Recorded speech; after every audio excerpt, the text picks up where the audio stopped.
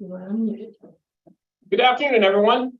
Welcome to the March 1st, 2023 at 13:30 hours, Nevada Homeland Security Committee on Finance meeting. This is our first meeting of the year where we have to elect a chair and a vice chair. So as a state administrative agent, I'm going to do the first three agenda items, and then I'll turn it over to whoever the committee decides to elect as a chair or a vice chair.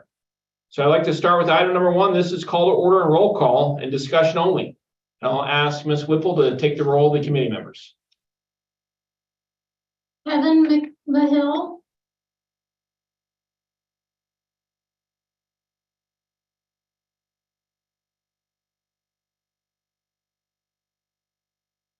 Michael Brown. Good afternoon, Michael Brown's here. Christopher Lake. Christopher Lake's here. Carolyn Levering. I'm here. Aaron Lynch. I'm here. Stan Smith. Present. Corey Zolfarino. Here. David Fogerson. Present. Samantha Aladic. Here. And did Kevin McMahill make it on? Sorry, I guess we had it muted a different way. I'm here. Thank you. You have quorum. Thank you, ma'am. Move on to item number two. Item number two is public comment for discussion only. No action may be taken upon a matter raised on this item of the agenda until the matter itself has been specifically included on the agenda as an item upon which action may be taken. Public comments may be limited to 3 minutes per person, discretion of the chair. Comments will not be restricted based upon viewpoint. Because there is no physical location of this meeting, public testimony under this agenda item may be presented by phone. To provide testimony during this period of public comment, please call in any time after 1 p.m. on the day of the meeting by dialing 1-669-219-2599.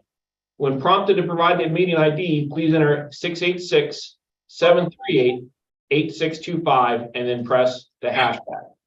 Or if you're old like me, I think it's still the pound sign too. When prompted for a particular participant ID, please press the hashtag. When you ask to provide public comment, please press *6 to unmute your phone and *6 again when your comments are complete. Please be advised that YouTube screen it will be between 60 and 90 seconds behind the live meeting. If you'd like to present public comment, please call and use the above number to hear the meeting live. Ms. Whipple, did we have any public comment submitted in written format? No, we did not. Okay, I'll open up for any public comment.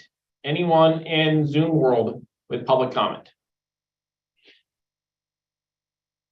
Seeing none, any on the telephone? Remember, *6 to unmute yourself. Any public comment?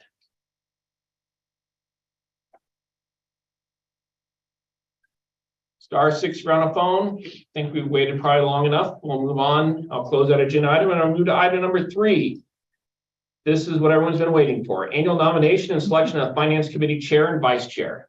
This is a discussion for possible action. Pursuant to NRS 239 Charlie.170 subsection I, the committee members will nominate and vote for a member to serve as the Finance Committee Chair and a second member to serve as the Finance Committee Vice Chair. So I'd like to first open up to any nominations for chair. David, this is Stan Smith. I recommend Carolyn Leverington for the chair. Okay, we have one for Carolyn Levering. Dave, this is Christopher Lake. I'd recommend Kevin McMahill. I'm sorry I murdered your name there. As the highest ranking public official, I think that would be the best service for our committee. Thank you. Any other nominations from the committee members on who would like to be chair? Okay, so we have 2 recommendations for the chair. Let's do first the Carolyn for chair. Do we have a second for the motion for Carolyn for the chair?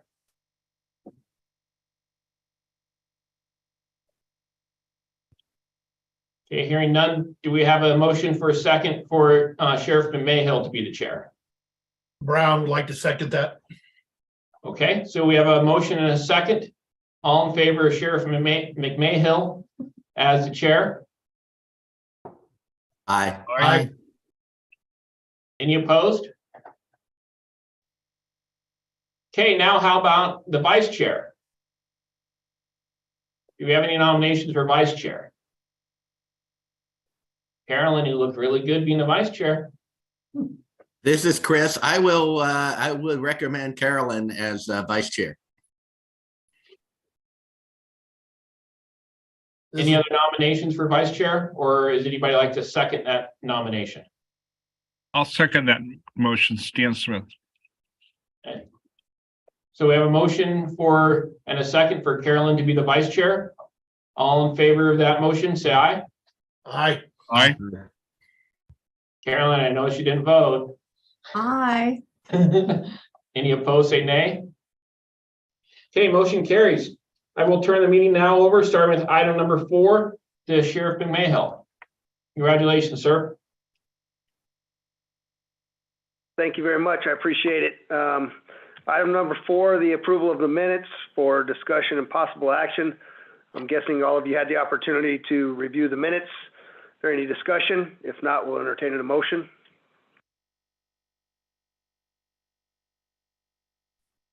Corey Solfring, I'll move to approve.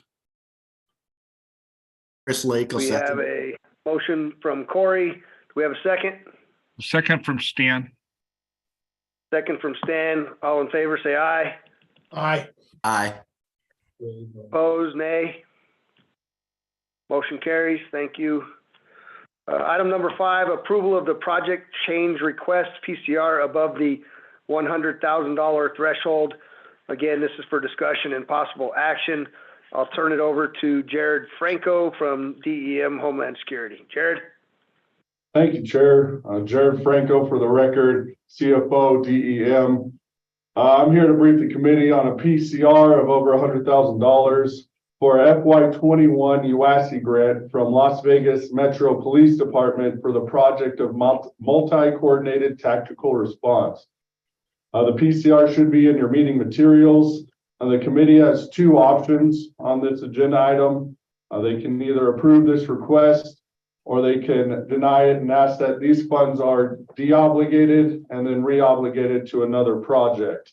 But before we make any decisions, I'd like to pass it to Rachel Skidmore to give us a little more in-depth brief on what the PCR actually is. Rachel?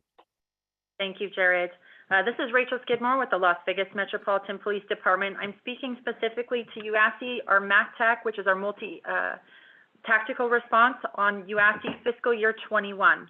So we submitted a project change request last year in December, and we're seeking to tidy up a couple of the line items. One would be munitions training gear. We're cleaning up that line item, but the 2 largest movements that you'll note on your documentation today is moving $139,000 to the Metro Command Vehicle computer equipment, as well as some additional $102,000 to our communications headsets.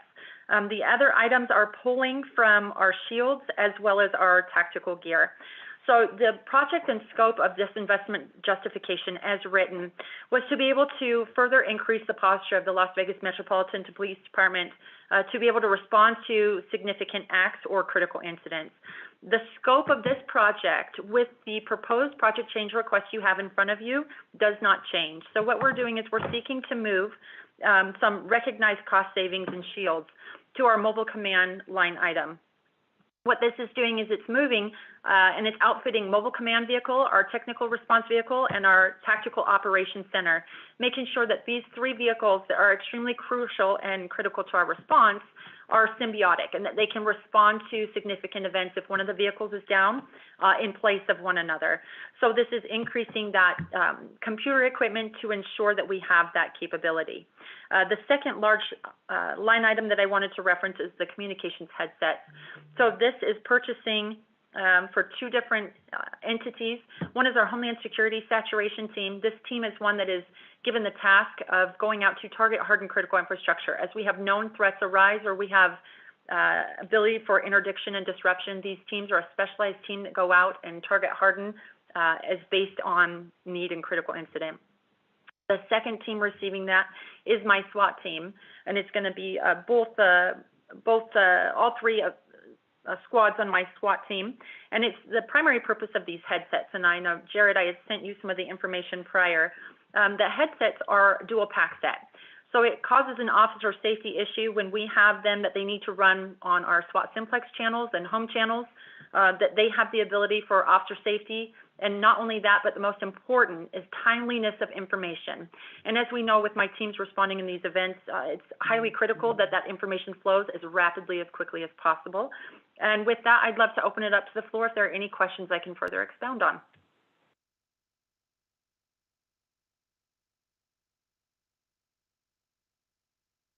I don't think we have any questions on that.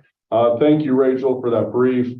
And with what Rachel said, the SAA asked the committee to make a motion to approve this PCR.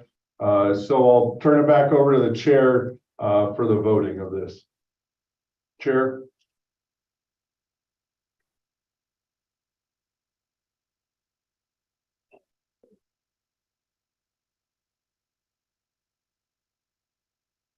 Hey, this is Kev. I'm sorry, we missed that last part. Sir, we're just turning it back over to you as the chair to take it to the decision point for possible action. Okay, thank you. Do I have a motion? This is Brown. I'll make a motion as presented to approve. Okay, we have a, Chris Lake will second. okay, we have a first and a second. Any discussion? Okay, all in favor, say aye. Aye. Aye. Opposed? Motion carries. Thank you. Move on to item number 6, federal grant reobligation guidelines. Again, for discussion of possible action. David Fogerson, I'll turn it over to you. Thank you, Chair. Dave Fogerson for the record.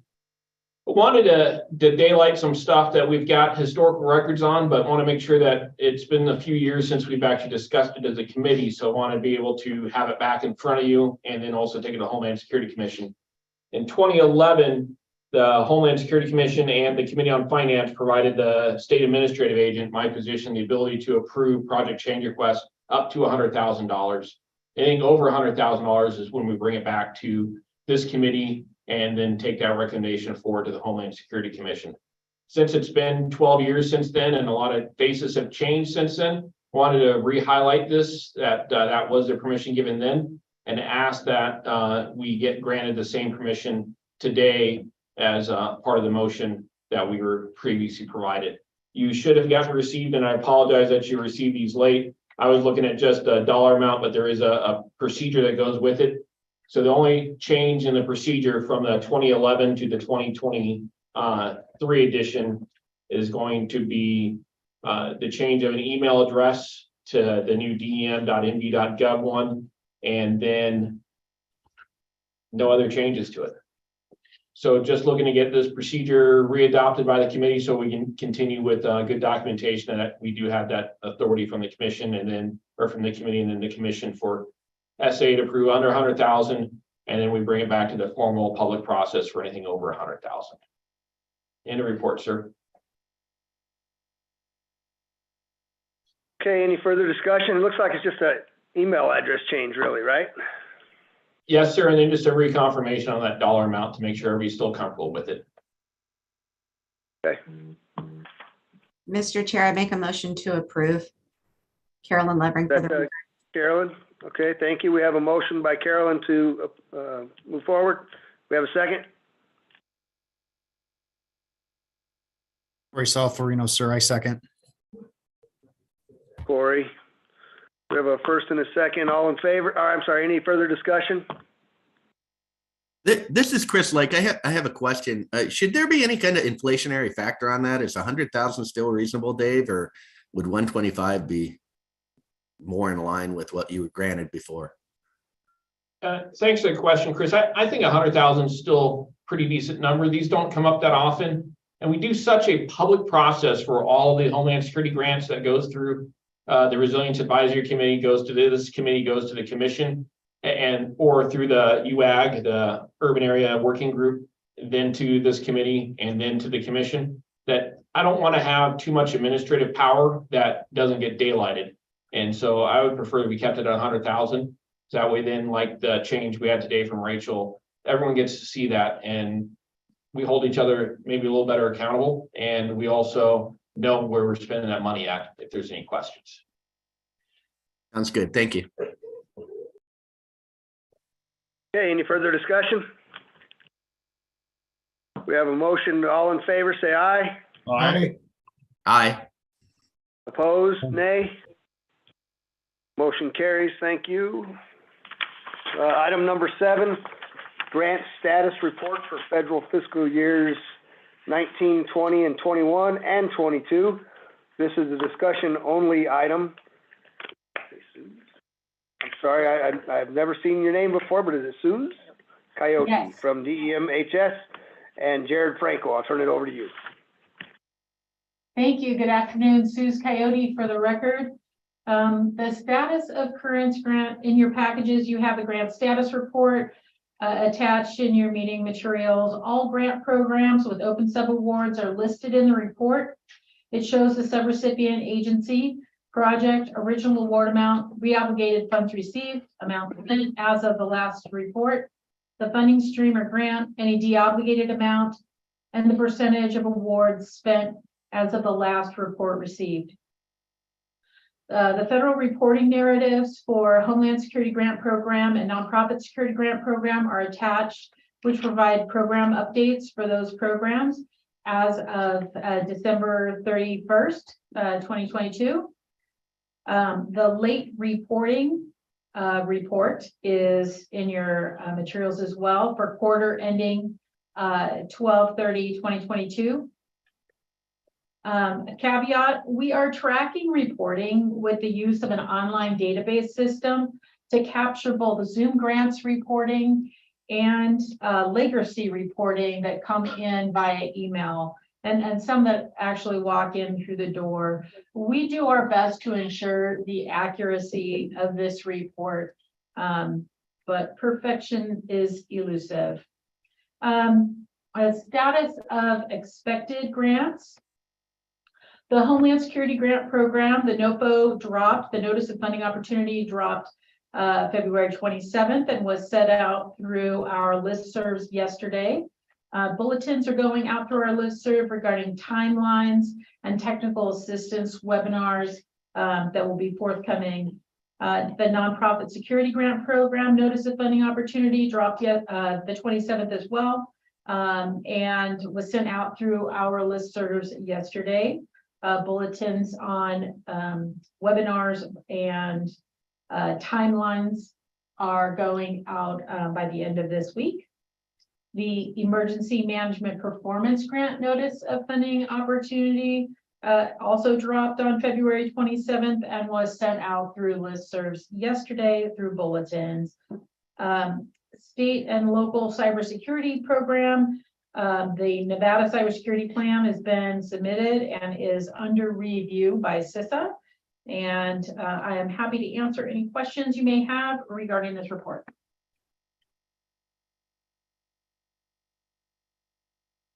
Chair Dave Fogerson, I have one comment, if you don't mind. Go for it, Dave. Thanks. Absolutely. So that late reporting sheet, it's the last part of agenda item number 7. I'd like to bring people's attention to that. One of the things we're trying to do is, we talked earlier about that reobligation process. The sooner that we realize that someone can't utilize funds, the sooner we can put those funds in the hands of someone that can. And so we started a new process about not only putting out reminders to the folks on when their quarterly financial report and their quarterly progress reports are due, but also keeping track of that data. And they're probably gonna start getting phone calls from either the Deputy Administrator, John Backdahl, or myself. So that way we can start kind of edging people along to do the paperwork, or seeing if we can take those funds and offer them up to other people that have uses for them.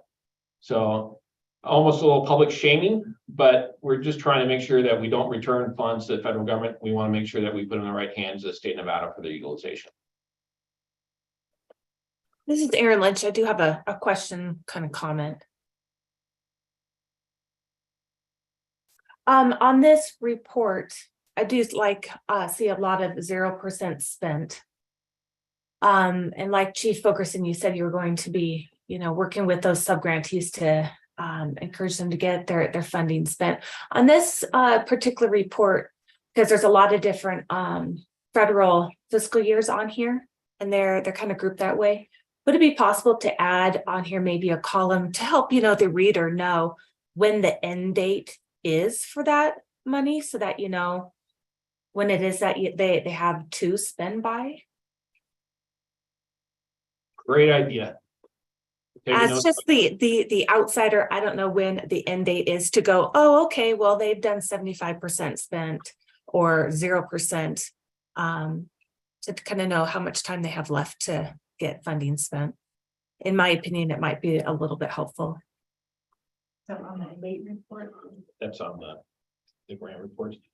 Yeah, we can take a look to see how we do that. Maybe we do a call or a row that says 2022 grants must be spent by this date, and then start listing 2022 grants below it. That kind of thing. Yeah, So I think that'd be helpful. Thank you. I think that'd be helpful to the reader. I know there's only so much room for additional columns. So yeah, maybe a new row would be helpful with a end date to it. I'm gonna have to get new glasses if we have another column per row.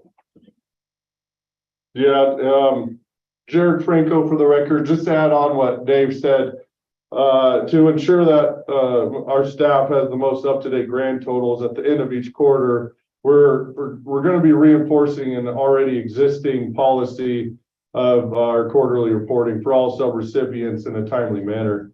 This will benefit not only my staff so their workload isn't chaotic and a little more anticipated, but it will also benefit the state as well to have an accurate amount of the grant funding that we have left. And so one thing we are going to implement is a 30-day and 60-day rule. On the 30-day, after the quarter ends, if the reporting is 30 days late, they'll receive a letter from me stating that their reporting is late, and it will mention the consequences if action isn't taken immediately. Now, this letter will not only be sent to the applicants' information that's on Zoom grants, but it'll also be sent to the county, the city, or the agency's director to make sure they're informed as well that report is late. And then the 60-day rule, if the reporting is 60 days late, they'll receive a letter from the state administrative agent stating that the process of administrative deobligation will begin, which means the money will probably be back administratively deobligated and brought back to the committee for reobligation to another project. To go along with that, if the reporting is 30 days late, we're going to put a hold on all reimbursements, not only for the grant that they're late for, but also if they have any other grants with us. So EMPG, HSGP, EPWG, any of those as well. Now, in order to help the subrecipients, remember, I know we're all busy and life is crazy in the emergency management realm. We're going to be sending out reminders through Zoom grants. They'll be automatically pushed out 10 days before the reporting is due, and also 1 day before it's due. That will be our part to try to help remind the subrecipients so we never get to the 30 or 60-day rule. That's not something we want to do. It's not something we're going to take lightly. And we just want to ensure that no dime is left on the table and all the federal funding we received is pushed back into Nevada. Now it's important to remember that even if you don't have any action on the project taken during that quarter, a zero report and a zero financial report and a zero progress report need to be submitted as well. So say you're not reimbursed or asking for any reimbursement for that quarter and no progress has been made on that project during that quarter, you still have to submit $0 zero progress quarterly reports, just to ensure that all the system is working and we're staying in communication with what's going on. And that's all I have, Chair.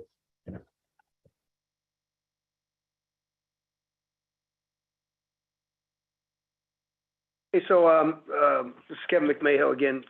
Obviously, I have a little bit of catching up to do on some of this, but I think it'd be very useful for this committee to receive this updated grant status report that I'm looking at here. This one says quarter ending 12/30 of 22, which gives the percentages of these things and by the year for each time that we have this meeting, have them updated each time.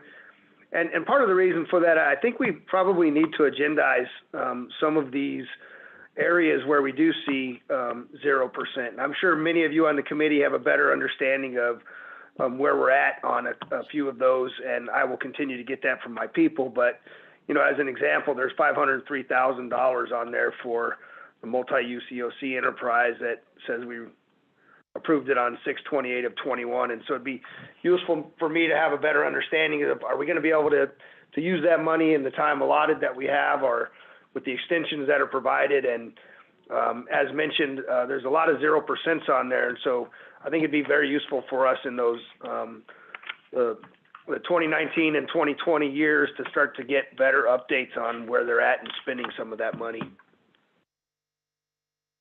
Sheriff Dave Fullerton for the record. Absolutely agree with you, sir.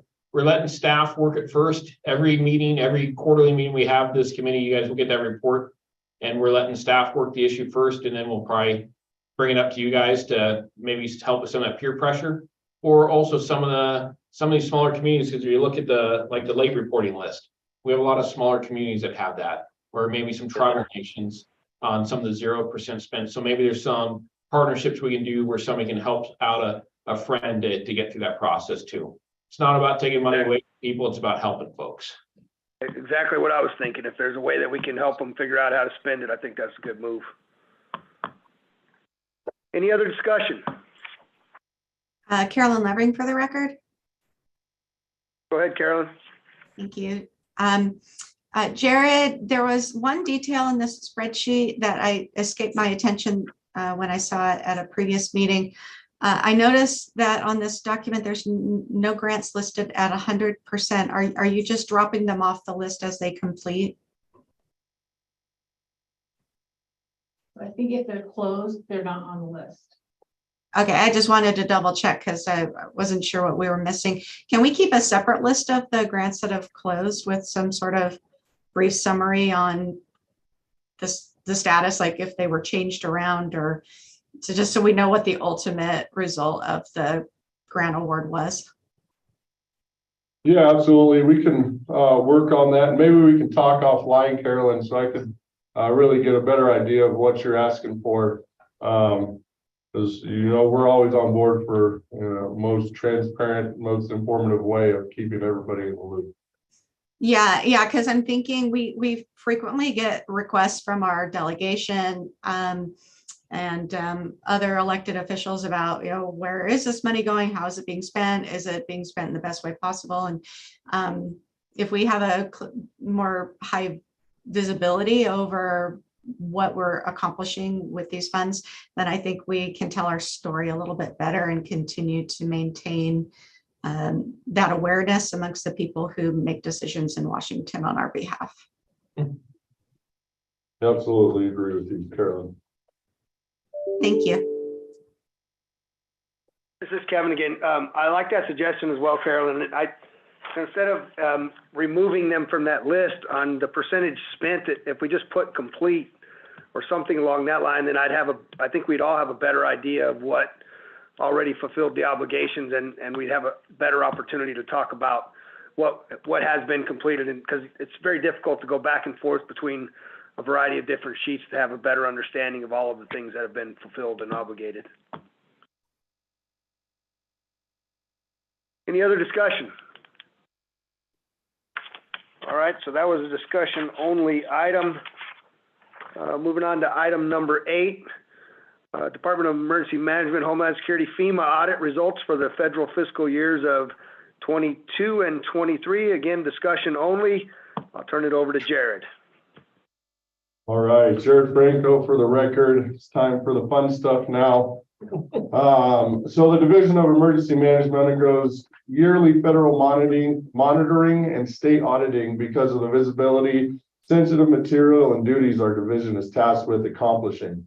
Last meeting, I briefed on the 3 monitoring visits we had from FEMA, all resulting in no findings and nothing but praise for our grant staff. Since November of last year, DEM has already started 3 more audits, but this time by our state. The first being by Ide Bailey, who is a contracted audit firm for the state of Nevada, who is requesting documents wanting to conduct an audit for the coronavirus state and local fiscal recovery fund. We haven't heard anything back on that yet. They're still going over the documents.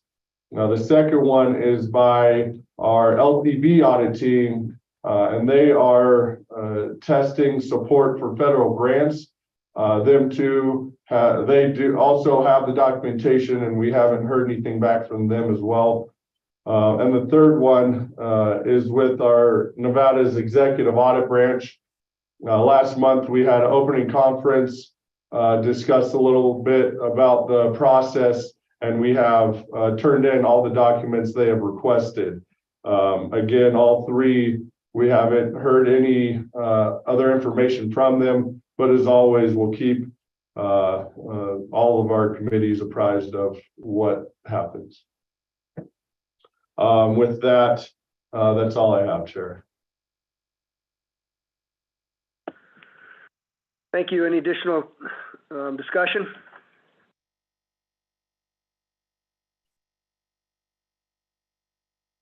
All right, hearing none, I'll move on to item number 9, public comments. Again, discussion only. No action may be taken upon a matter raised under this item of the agenda until the matter itself has been specifically included on an agenda as an item upon which action may be taken. Public comments may be limited to 3 minutes per person at the discretion of the chair. Comments will not be restricted based on viewpoint. Do we have any public comments? Hey, Chair, this is Ryan Turner from Henderson. I just want to make a public comment. Go ahead, Mr. Turner. Sheriff, I just wanted to just make sure that the group knew that Henderson, we've turned in all of our documents for that multi-use EOC project on there. We've spent all the money.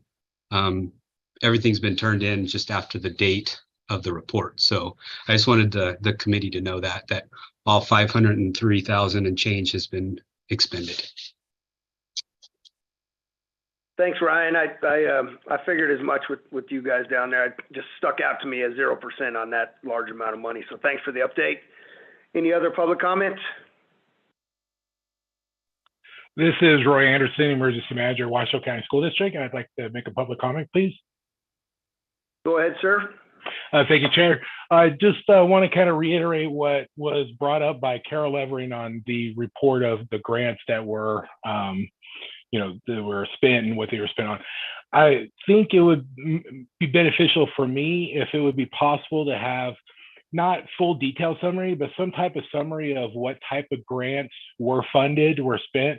So as someone that, might not have a lot of experience in what grants are available or what kind of projects are available to be funded, I think it would help with the ability of saying, oh, I have a project that's similar to that. I can try for the next grant go round. Just be beneficial, especially for some of those smaller entities that are having trouble with finding projects or utilizing the funds that they might have available to them. Sheriff Dave Fulkerson, I can point him in the direction if you'd like, because it is in the agenda item number 7. The packet behind the spreadsheet is a listing of every Homeland Security grant for the last 4 years, who has it and what they're doing. So that'd be a place to look at there, Roy. Okay, thank you, Dave. Very good, thank you. Any further public comments?